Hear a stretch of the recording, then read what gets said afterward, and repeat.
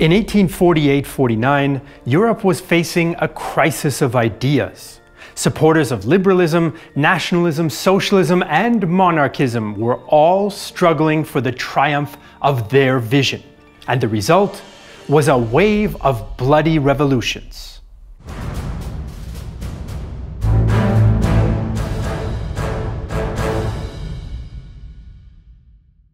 Hi, I'm Jesse Alexander, and welcome to Glory and Defeat, the story of the Franco-Prussian War.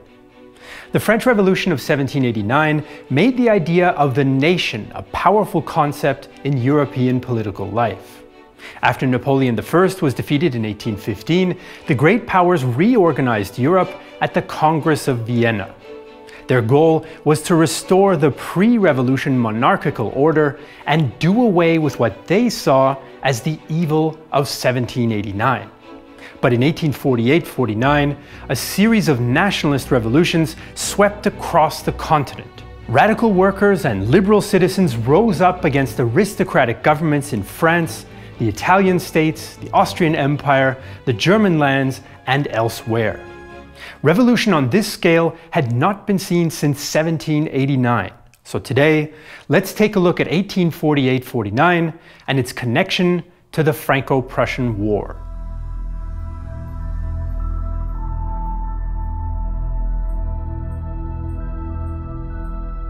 Let's start in France, the birthplace of nationalism, in 1789. The country returned to hereditary monarchy in 1814, and then another revolution in 1830 put a new king on the throne. King Louis-Philippe was known as le roi citoyen, or the citizen king, but he oversaw a conservative regime under the influence of wealthy industrialists and financiers. Political life in the country was sharply divided. The Orléanist and Légitimist factions supported competing royal houses, and there were strong Republican and Socialist groups as well. In January 1848, politician Alexis de Tocqueville felt that revolution was coming. Look at what's happening amongst the working classes. Don't you see their political passions have become social? They don't just want to overturn a certain law, minister, or government, but society itself. In February 1848, some French citizens turned against their citizen king, and revolution broke out again. The revolutionary movement was initially led by middle-class and socialist groups who looked to the values of liberté, égalité, and fraternité from 1789. They overthrew Louis-Philippe, established the Second Republic, and began to introduce policies like the right to employment and abolishing slavery. But within months, the alliance of liberals, socialists, and workers broke down. The bourgeois-dominated government became more conservative, and the radical opposition was appalled. Workers were going hungry since the government shut down its employment program, and in June, mass riots began in Paris. More than 50,000 workers took to the barricades in 2 days of what some have called a French Civil War. The authorities crushed the uprising, and thousands of workers were killed in the streets. So France was still a republic, but one which was now controlled by conservative-minded upper-class bourgeois who united to form the Party of Order. The vast majority of the population, who were peasants, was not interested in radical government, which frustrated socialists like Pierre-Joseph Proudhon. La province entière trahit. The entire countryside betrays us. In December 1848, Louis-Napoleon Bonaparte was elected president in a landslide victory with the support of the Party of Order. He was the nephew of the legendary Napoleon I, and he was no Democrat. Before his term ran out, in 1851, he launched a bloody coup against the parliament. He claimed that he was saving France from anarchy and made himself Prince President for life, a title he upgraded to Emperor the next year. French revolutionaries had founded a democratic republic in 1848, only to have it give way to empire in 1852. But the events in Paris in February 1848 also inspired would-be revolutionaries in the neighboring German-speaking lands.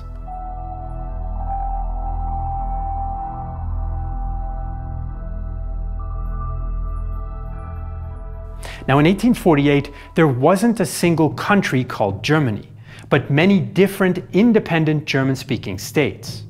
Once Napoleon I had been defeated and French forces expelled in 1814, many German patriots had high hopes for a united, constitutional German nation-state. They felt that they'd earned this right thanks to the victories that they'd won against Napoleon I. But the great powers at the Congress of Vienna would disappoint them. There would be no united Germany.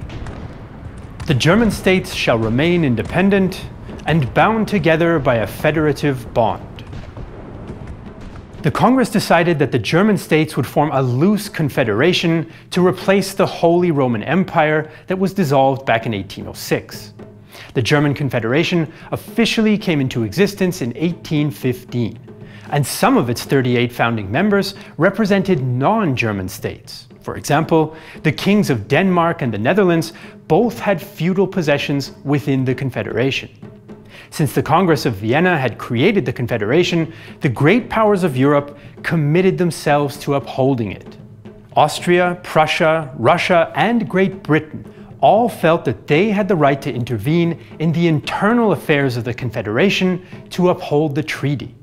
The Confederation's numerous governing bodies reflected its complexity, but Austria was clearly the dominant power. It seemed the German question had been settled in 1815 with the creation of the Confederation by the Congress of Vienna. But German nationalism would not go quietly into the night.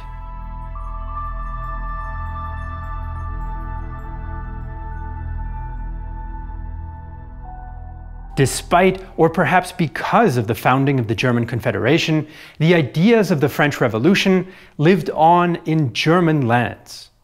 Liberals and Democrats joined in their demands for unity and freedom, and student fraternities called Burschenschaften played a central role. The first such fraternity was founded in 1815 to promote civic responsibility under the values of honor, freedom, and fatherland. They adopted black, red, and gold as their colors, based on the uniforms some had worn in the German Wars of Liberation against Napoleon I. These colors would become the symbol of the German national movement. In 1817, these student nationalists organized a patriotic festival on the Wartburg to mark the 300th anniversary of Martin Luther's 95 Theses. Fraternities even came from other German states to give and listen to political speeches. But conservative ruling groups in the German Confederation saw the upstart students as a threat, and further nationalist agitation, including the anti-Jewish Hep Hep riots, led to a wave of repression from 1819. The nationalist student fraternities were driven underground, but carried on undercover as gymnastics or singing clubs. Tensions between nationalists and the authorities in the German states flared up again after another successful revolution in France in 1830. In 1832, disappointed nationalists from the German states were joined by fellow patriots from other countries for another festival in Hambach. This was one of the largest political mass events of the time, and the authorities reacted with mass arrests and persecution. Unrest continued on and off until 1848, when it exploded, inspired once again by events in Paris. Bourgeois citizens in the Grand Duchy of Baden rose up, and within weeks, the whole German Confederation was in revolt. In Berlin, street fighting between revolutionaries and government troops claimed 270 lives. Prussian King Friedrich Wilhelm IV was even forced to give his condolences for the victims. The revolutionaries also forced their rulers to appoint liberal governments and allow a common elected National Assembly, which met for the first time in the Paulskirche in Frankfurt-Main in May. It seemed that German unity might finally be within the grasp of the nationalist revolutionaries in 1848. but they had underestimated the Prussian king.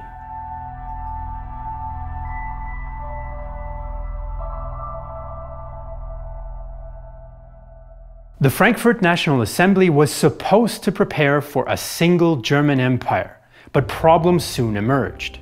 Assembly members agreed with the students' principles, but not what they meant in practice. Some were left liberals, others were radical Democrats, and still others conservative and monarchist. And all of them were middle and upper class bourgeois. There were no peasants, no industrial workers, and no craftsmen. Negotiations about a single German empire dragged on for months. Finally, on March 28, 1849, the Assembly adopted the Paulskirche Constitution, which envisioned a so-called small German solution. This meant that Austria would be excluded from the new empire. Parliament offered Prussian King Friedrich Wilhelm IV the imperial crown, but the king refused. He would not accept the crown from non-nobles, as he made clear in a letter in December 1848. Every German nobleman who bears a cross or a dash in his coat of arms is 100 times too good to accept such a diadem, forged out of the dirt and clay of revolution, treason, and high treason. The old, legitimate crown of the German nation, which has been dormant since 1806, the diadem by the grace of God, which makes the one who wears it the supreme authority of Germany, is granted by none but Emperor Franz Joseph, myself, and our kind. In all the Germanic states, aristocratic rulers cracked down in order to, as they put it, keep themselves on top and the others on the bottom. Friedrich Wilhelm summed up the Prussian approach. Gegen Demokraten helfen nur Soldaten. Against Democrats, the only solution is soldiers. He even had Saxon revolutionaries shot who wanted him as their emperor, and there was civil war in Baden. The National Assembly went into hiding but was dissolved by force, and by July 1849, the German Revolution was over. The revolutions of 1848 in France and the German Confederation started quite differently, but in the end, neither was able to establish a lasting democracy. France became an empire, and there was still no liberal German nation state.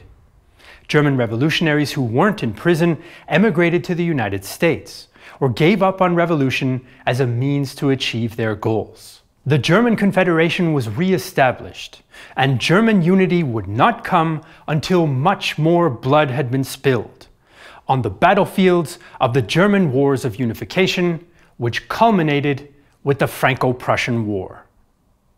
Now, an ambitious and in-depth documentary series like Glory and Defeat can only exist with your direct support.